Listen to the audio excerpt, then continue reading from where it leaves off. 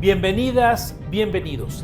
Esta es ya la cuarta temporada de Alcaldes y Gobernadores. Le agradezco a usted, nuestro ciberseguidor, que nos acompañe en este ejercicio periodístico en completa libertad. Y también a la compañía, este ejército informativo y técnico que ya con este reportero realizan la cuarta temporada. Hoy es un día muy especial para todos nosotros, porque le voy a presentar a nuestro reportero internacional que nace desde la inteligencia artificial. Jesús Cervantes, Chuy, bienvenido. También le voy a presentar a nuestra compañera Maritere Cruz, que nos va a ofrecer semana a semana toda la información nacional. Por cierto, estamos en nuestro nuevo estudio, en lo más alto de la Torre Mayor, en el muy exclusivo Club Piso 51. En el reportaje del día de hoy, va usted a conocer cómo se expresa Alito Moreno de Movimiento Ciudadano. No los baja de traidores por haber votado, junto con Morena y sus aliados, el plan B de la reforma electoral. ¡Comenzamos! Prohibido cambiarle.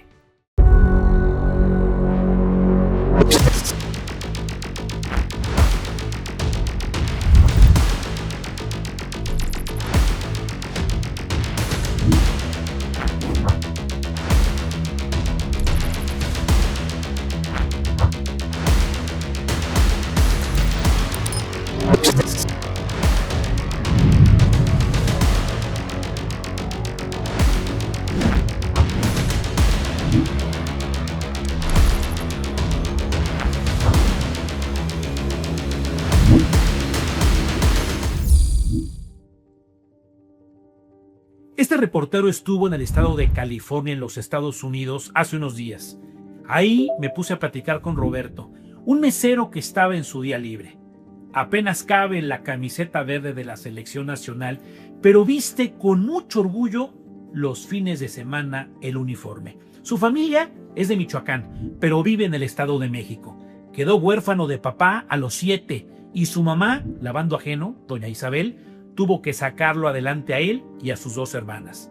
Cuando tenía 15 años, la situación ya era insostenible y su jefa lo mandó con su tío Guadalupe, cerca de Sacramento. Solito con 500 pesos en la bolsa, viajó en camión hasta Tijuana. Ahí contactó a don Bulmaro, que lo cruzó en una caja de tráiler. Lo dejaron en medio del campo. No sabe todavía cómo dio con el hermano de su mamá. Hoy tiene 41. Lleva trabajando sin papeles 26 años y mantiene a su mamá y a su hermana y a su sobrinito. Sabe que si sale de los Estados Unidos no lo volverán a dejar entrar. Su familia no tiene visa y únicamente se comunican por videoconferencia. Manda dinero cada 15 días y orgulloso asegura que su mamá está mejor que nunca porque él ya la hizo allá.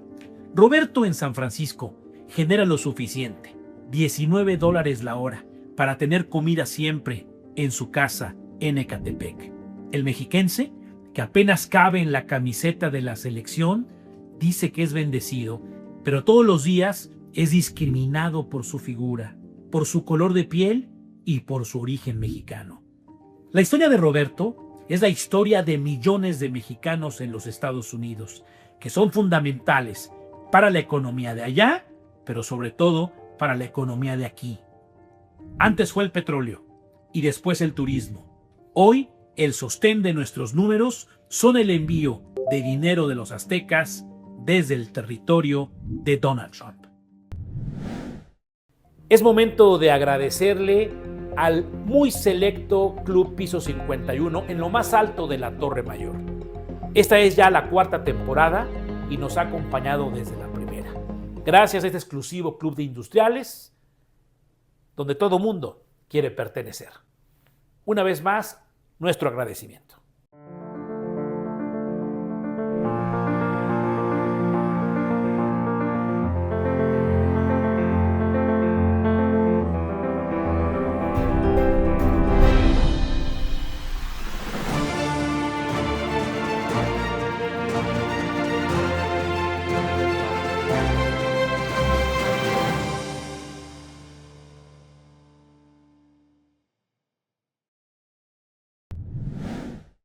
Yo le agradezco muchísimo a Rodrigo Jiménez Solomon, que por cierto dirigió los medios públicos en el Estado de México y hoy es un connotado periodista en ADN 40 de Grupo Salinas y director general de Eje Central, este diario impreso y digital que todos conocemos, que me acompaña aquí en Alcaldes y Gobernadores. ¿Cómo estás, Rodrigo? Gusto saludarte. Qué rico estar con mi amigo. Muchas gracias por invitarme. Siempre estar contigo es un placer. Y para platicar, Rodrigo, de tu visión de lo que está pasando. Está rara la cosa. MC, Movimiento Ciudadano, vota con Morena. Y el Verde Ecologista y el Partido del Trabajo, que se dicen aliados de la titular del Ejecutivo Federal, abiertamente la han traicionado. Le dieron la espalda y ahora la retan. Vamos en San Luis Potosí solos. ¿Cómo ves esto? Platicaba yo con Alejandro Moreno, con Alito Moreno hace unos días, y me decía que el único partido real opositor de México es el PRI. Y me lo decía además en las oficinas del PRI, allá por Insurgentes, ¿no? Y para mí tiene un significado muy fuerte porque te lo está diciendo el presidente del PRI, el partido que gobernó este país 70 años. Lo poderoso PRI. Incluso en algunos estados donde sigue gobernando y son ya más de 100 años, ¿no? Hablar de oposición o asumirse como oposición puede ser un papel sencillo cuando no se gobierna, pero no es discurso, son hechos, ¿no? Lo que hizo Movimiento Ciudadano a la mirada del PRI, incluso el PAN, fue cobarde, fue hacerse para atrás, fue decir por esta sí voto. Pero también tiene un sentido de entendimiento público y electoral, Gustavo, porque mira, al entendimiento público en general, el tema de la reforma electoral, inclusive de la judicial, no le pegó en la popularidad a Morena. Eso quiere decir que el grado de tecnicidad o tecnicismo que requiere poder entender una reforma de este calado no está en las prioridades del día a día de la gente. Y hay que entenderlo, en México somos un país con 80% de familias con escasez, donde los programas sociales mandan, donde han cambiado la vida de cientos de millones de personas en nuestro país. Y pensar que esto puede pegar políticamente en lo electoral es no entender la realidad del día a día de los mexicanos. Creo que el Movimiento Ciudadano lo entendió bien, ¿no? Porque dijo, esto va totalmente separado de mi elección, yo voy a escoger candidatos y candidatas jóvenes, disruptivos, que proyecten con jingles pegajosos que ya hemos vivido, y les funcionó las últimas 2 elecciones, le fue muy bien al Movimiento Ciudadano. Al PRI no le fue muy bien. El PRI fue pues, una decaída muy fuerte desde el 2018, un desgaste muy fuerte, histórico incluso. Y el PAN tomó la decisión de ir solos, dicen, el PRI me quita más de lo que me da, tendrán que probarlo, tendrán que probarlo. Sobre todo viendo que más del 60% de los candidatos de la alianza en municipios, o sea, en alcaldías y en diputaciones, fueron abanderados por panistas, no por priistas, entonces te pegan, entre comillas. Y por otro lado, un partido verde ecologista que a mí se me hace hoy, no sé si coincidas conmigo, el ejemplo político más interesante del país. El partido que más ha crecido políticamente hablado es el Verde. Tiene 64 votos en la Cámara. Y no solo eso, mira, es históricamente un partido satélite. En otras palabras... Con Fox en el 2000, con Peña en el 2012 y 18 con López Obrador. Fox, Calderón, 2000-2006, Peña, luego López Obrador. Nunca habían dicho con energía, yo voy solo porque puedo solo.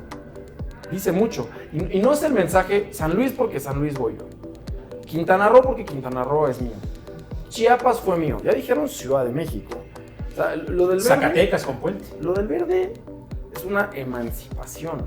Es el primer intento de un partido satélite en dejar de ser de allá de ciudad satélite y hacerse un partido nacional, ¿no? Es decir, están sacando su bandera de independencia, son unos insurgentes de la política. No, están intentando. A ver, escuchaba yo a Manolo Velasco, exgobernador de Chiapas y ahora senador de la República. Ha hecho un esfuerzo grande por pronunciar un discurso político de unidad, ¿no? En torno a la presidenta. Y sí, el discurso pega, el discurso importa, pero en los hechos tiene la razón el Verde. Mira, la presidenta ha hecho cerca de 40 reformas trascendentales en el último año y medio de este país. Ella decidió que la primera de gran desgaste público e incluso internacional fuera la reforma judicial. Una reforma que no ha acabado de concretarse, que para que dé los resultados esperados tienen que pasar décadas para medirlo en sentencias. Donde sí acompañó el Verde a la presidenta. Absolutamente todas las reformas las acompañó el Verde, las acompañó también el PT, hay que hablar del PT, otro partido satélite en nuestro país, ¿no? La acompañó el Verde, la acompañó el PT, pero lanza al final de este conglomerado de reformas, porque no ha acabado ni su sexenio, ni este trienio, ni su mayoría calificada, la reforma política. Una reforma que le fracasó a López Obrador en el 2023, que le fracasó a López Obrador a principios del 24, que fracasó a la presidenta Sheinbaum con la mayoría calificada, que el plan B fracasó para la presidenta Sheinbaum, y no porque los aliados no quisieran jalar, es porque era un harakiri político. A ver, dime algo. El Verde Ecologista y el PT, desde el punto de vista de la transformación de la Constitución, es decir, para hacer reformas a la Carta Magna, ya no le sirve a la presidenta. Entonces, ¿para qué los quiere de aliados? En otras palabras, te pregunto de manera concreta, ¿ya se rompió la alianza? Es decir, la presidenta ya no necesita a los juniors verdes y a los señores del PT. No lo veo así. A ver, una alianza es hasta que los intereses dejen de cuadrar. Eso es cuando generas una alianza. Tú tienes un interés, yo tengo otro, tenemos uno en común, nos vamos a aliar. Ha sucedido en la historia de la humanidad. Países son aliados contra otro país y de pronto esos aliados dejan de serlo. No, intereses hay. Lo que pasa es que deja mucho. Era imposible de pedir para un partido como el Verde Ecologista, como para el PT, que prácticamente desaparecieran, ¿no? Con esas decisiones de reducción de plurinominales.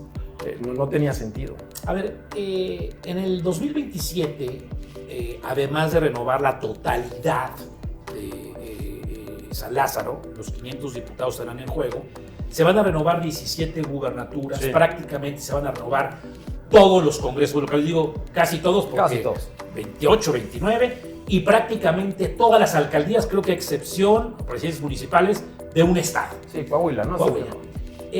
¿Cómo ves las cosas? Porque se movieron las fichas del dominó o las fichas del ajedrez. Posiblemente se desintegra la alianza, ¿no?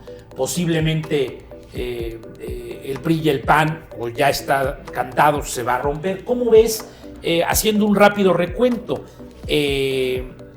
13 son del gobierno, incluyendo San Luis Potosí?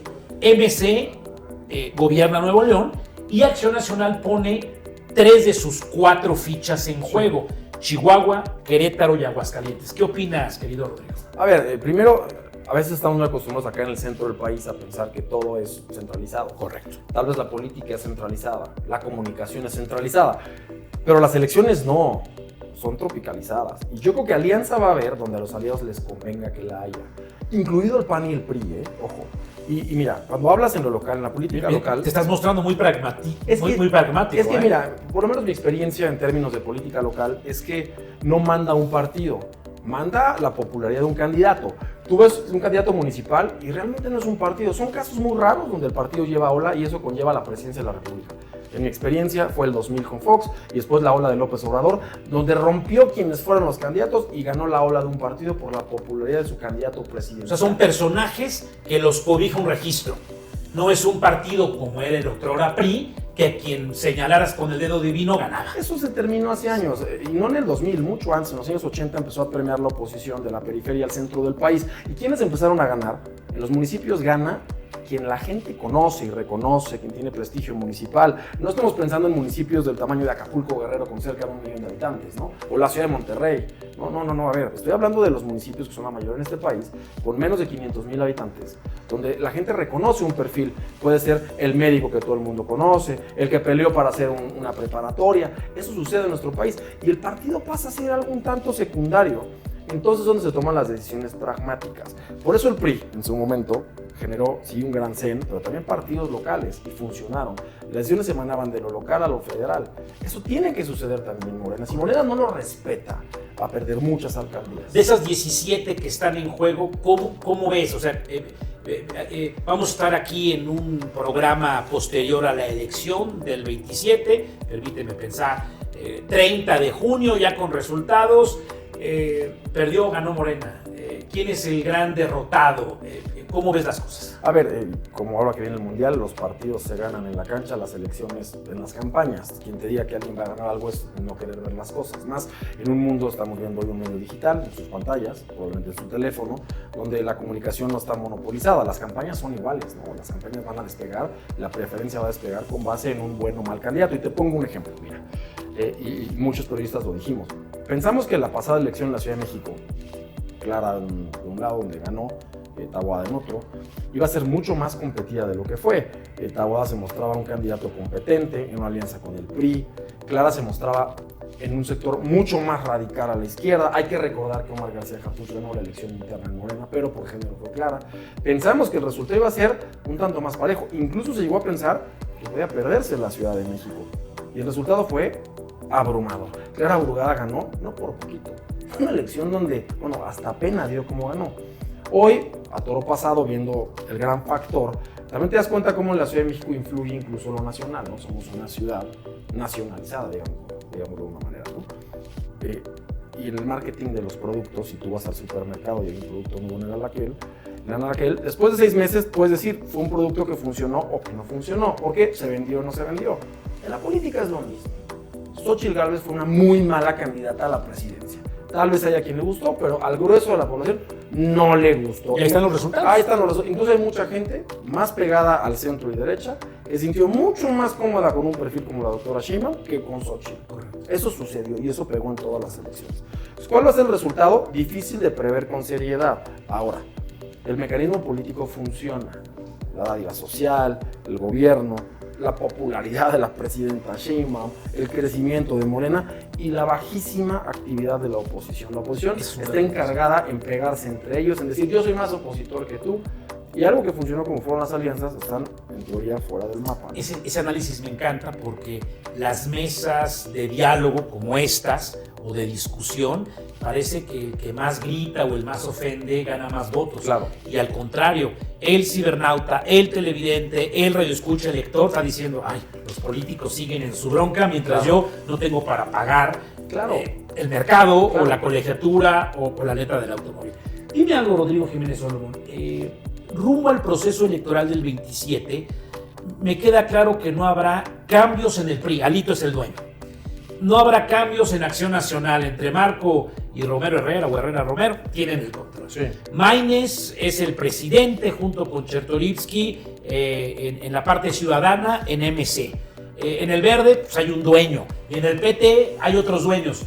Donde posiblemente puede haber cambios, aunque dice Luisa María Alcalde que no se va, eso en un video recientemente posteado, hay un rum de que habría cambios y que también se iría el Junior, uno de los hijos de López Obrador. ¿Cuál es tu visión al respecto? A ver, te tocó vivir el PRI turbo fuerte, musculoso, del gimnasio gigante que le costaba trabajo moverse, y donde un brazo era el sector popular, y otro el sector obrero, ¿no? Y otro el sector patronal, y otro el sector del ejército. Era un brazo, un cuerpo multiarticulado. Un elefante difícil de mover. Pero muy difícil, y a veces una pierna que ir para un lado y otra para otro, y eso implicó grandes conflictos sociales en nuestro país.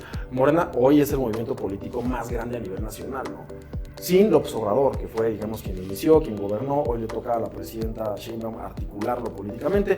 Tiene un discurso político muy prudente, lejano a su partido, pero es una militante de Morena, es la presidenta de ese partido, y vaya que es complicado. Yo lo veo así, fíjate. Yo creo que el mayor riesgo ahorita de las elecciones para Morena es precisamente lo que está sucediendo en las cámaras. Esta clara división ideológica reformista que tiene con el Verde Ecologista y con el PT, ya la hemos visto en algunos estados. Te voy a poner el ejemplo del Estado de México, que tú y yo conocemos muy bien. Ya sucedió muchas veces donde uno de los posibles precandidatos o candidatos que no fue el vencedor en la interna para abanderar un partido, diputado, municipio, gobernador, senador, se torcía al Verde Ecologista. El Verde se convirtió en un partido muy hábil para captar a heridos bien posicionados. Y eso te mermaba inmediatamente. Habrá que ver ahora, estamos ya a unos pocos meses de ver, si al PT no se va, uno de los Monreal, ¿no?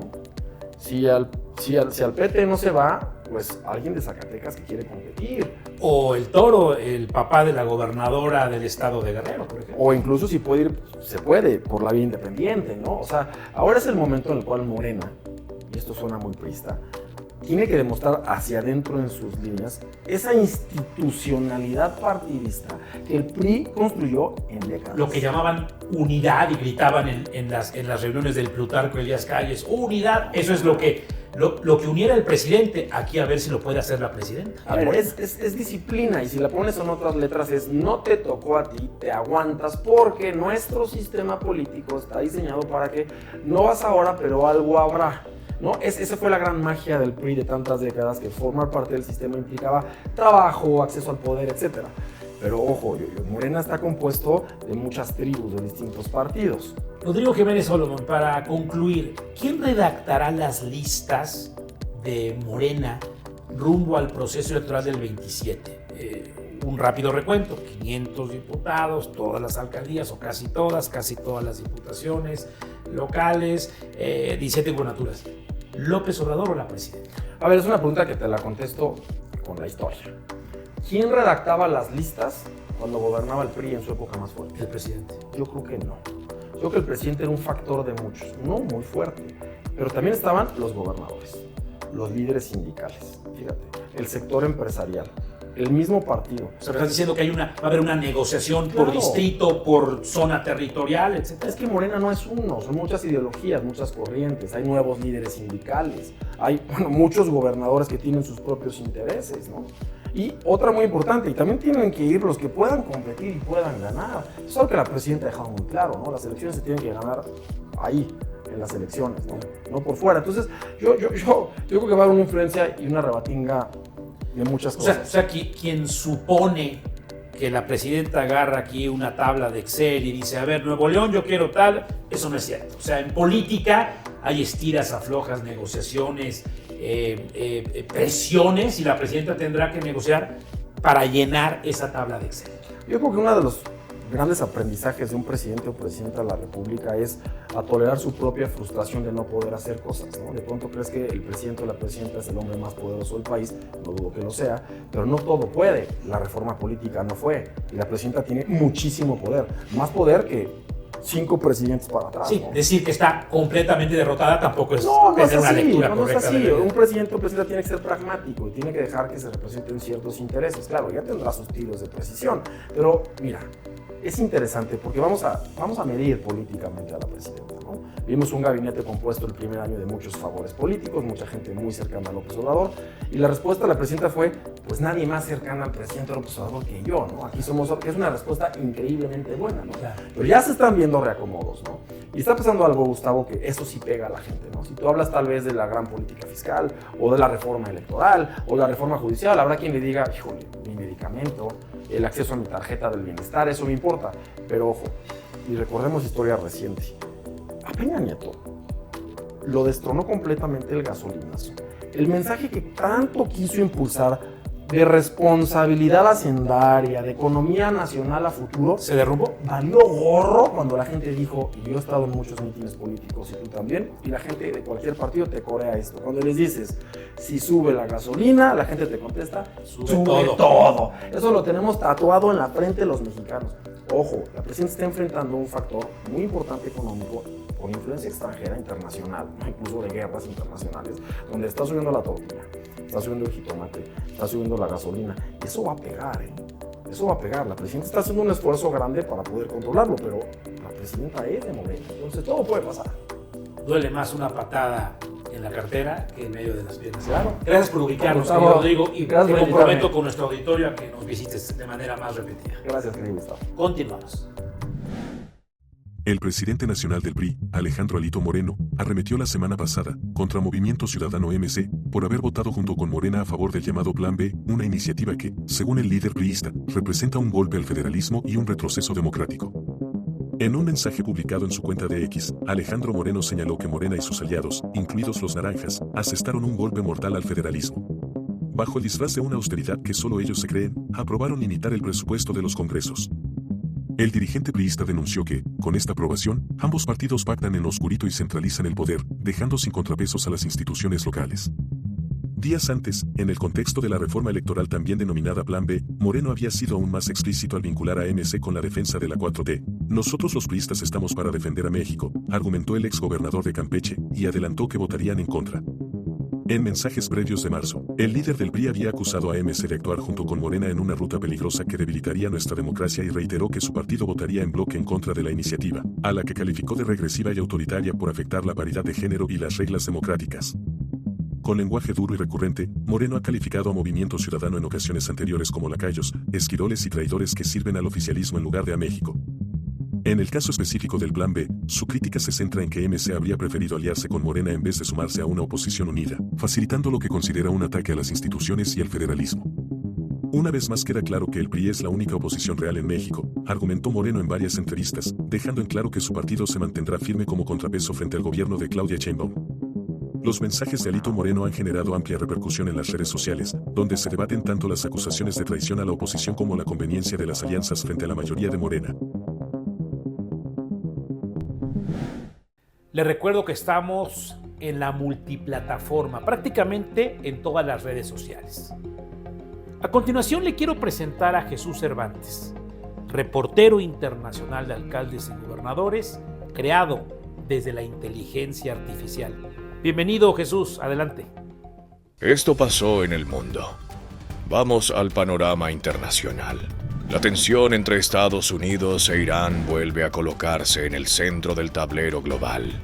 La tregua entra en sus últimas horas y las conversaciones para evitar una nueva escalada seguían en la incertidumbre, mientras Washington dejó claro que no contempla extender el cese al fuego si no hay avances reales en la negociación. En Asia-Pacífico, Filipinas reconoció que el acceso militar de Estados Unidos a sus bases aún enfrenta límites por problemas de tierra, infraestructura y ejecución, justo cuando arrancaron los ejercicios Balikatan, los más grandes hasta ahora, con participación de varios aliados en una zona clave frente al mar de China Meridional y el entorno de Taiwán. En paralelo, China intensificó su ofensiva diplomática. Xi Jinping ofreció trabajar con países africanos para enfrentar el impacto del conflicto en Medio Oriente y llamó a empujar un cese al fuego, en un mensaje con el que Pekín busca reforzar su papel como actor global. Y en el terreno energético, Rusia planea frenar desde el 1 de mayo el tránsito de petróleo kazajo hacia Alemania por el oleoducto Druzhba, elevando la presión sobre Europa. Al mismo tiempo, Halliburton confirmó que negocia condiciones para retomar operaciones en Venezuela, una señal de que el mapa petrolero internacional vuelve a reacomodarse. Volvemos al estudio contigo, Gustavo. Le quiero recordar que usted se puede poner en contacto con nosotros a través del correo electrónico gustavo@alcaldesigobernadores.com. A continuación, Maritere Cruz, con lo más importante de la información nacional. Adelante, Maritere. Gracias, Gustavo. Vamos a revisar el panorama noticioso de México. Un recorrido breve por los hechos políticos y sociales que marcaron la semana en distintas regiones del país. En Chihuahua, la presencia de agentes estadounidenses en un operativo local abrió una nueva polémica binacional. La presidenta Claudia Sheinbaum aseguró que su gobierno no fue informado. Rechazó que existan operaciones conjuntas en materia de seguridad y ordenó revisar si se violó la Ley de Seguridad Nacional. En Jalisco, la controversia estalló alrededor del Congreso de Masculinidades Fearless, en Guadalajara. Colectivos feministas lo denunciaron ante Gobernación por presunto uso irregular de recursos públicos. Discursos de odio y una aportación municipal de 400,000 pesos. Tras la presión, autoridades retiraron apoyos previamente comprometidos. En el Estado de México, el trolebús elevado volvió a ser centro de la discusión pública luego de que una unidad de la ruta Chalco-Santa Marta chocara contra la estación La Covadonga. El accidente dejó al menos 20 personas lesionadas y reactivó el debate sobre seguridad y operación del sistema. En Veracruz y Tabasco creció la presión política y social por el derrame de petróleo en el Golfo de México. Después de semanas de evasivas, Pemex admitió el 16 de abril que la fuga sí provenía de su infraestructura y además separó de sus cargos a 3 funcionarios. En Guanajuato, jóvenes universitarios colocaron en la conversación pública la violencia política de género. Señalaron que agresiones como la desinformación y la descalificación siguen normalizándose, aunque también son formas de violencia que limitan la participación de las mujeres en la vida pública. Esto fue la Ráfaga Nacional de la semana. Yo soy Maritere Cruz y aquí te presentamos en minutos el pulso inmediato de México. Volvemos a Torre Mayor contigo, Gus. Desde que la presidenta de la República, Claudia Sheinbaum, bajó su brazo diciendo sí protesto, empezó la sucesión presidencial. Su peor enemigo, Marcelo Ebrard Casaubon, hoy está inscrito en la carrera rumbo al 2030. Y la ironía de la política. Hoy, uno de sus más cercanos colaboradores es el canciller. Nos referimos al joven Roberto Velasco Álvarez. ¿Quién es él? Aquí lo va a descubrir. Roberto Velasco Álvarez, el nuevo rostro de la diplomacia mexicana. Roberto Velasco Álvarez asumió la Secretaría de Relaciones Exteriores en una etapa clave para México. La presidenta Claudia Sheinbaum lo designó el 1 de abril de 2026, tras la salida de Juan Ramón de la Fuente por motivos de salud, y el Senado lo ratificó el 8 de abril. No llega como una figura improvisada. Es licenciado en Derecho por la Universidad Iberoamericana y maestro en Políticas Públicas por la Universidad de Chicago. Dentro de la Cancillería construyó una carrera técnica y política que lo llevó a convertirse en uno de los principales operadores de la relación de México con Estados Unidos y Canadá. Desde junio de 2020 estuvo a cargo de la Agenda para América del Norte, primero como jefe de unidad y después como subsecretario. Esa experiencia lo colocó en el centro de temas delicados como migración, seguridad, comercio y cooperación regional. Hoy, Roberto Velasco representa a una nueva generación de diplomáticos mexicanos, más técnicos, más formados en negociación internacional y obligados a actuar en un escenario cada vez más complejo. Su reto será claro: defender la soberanía mexicana, mantener interlocución con las grandes potencias y darle estabilidad a la política exterior del país. Muchos ciberseguidores nos preguntan quién produce alcaldes y gobernadores. Es un equipo técnico, que yo le llamo el ejército informativo y técnico de la compañía. A todos ellos, muchísimas gracias por su esfuerzo, por su talento y por su profesionalismo. Gracias a la compañía.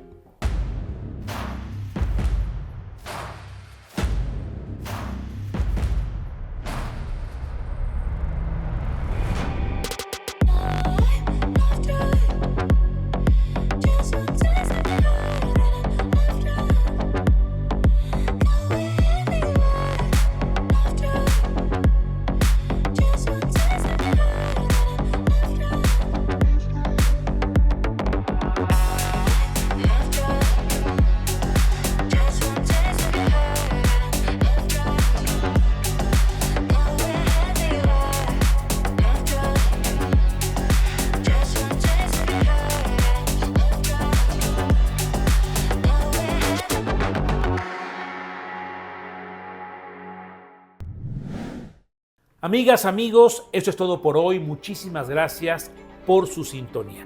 Le quiero recordar que los lunes, todos los lunes a las 20 horas, 8 de la noche, tiempo del centro de la República, un programa más de alcaldes y gobernadores. Gracias a usted, al piso 51 y a la compañía y a este ejército informativo y técnico, ya estamos en la 4ª temporada. Mi nombre es Gustavo Rentería y los invito como siempre a que juntos hagamos mejores noticias para un mejor México. Pásenla bien. Adiós.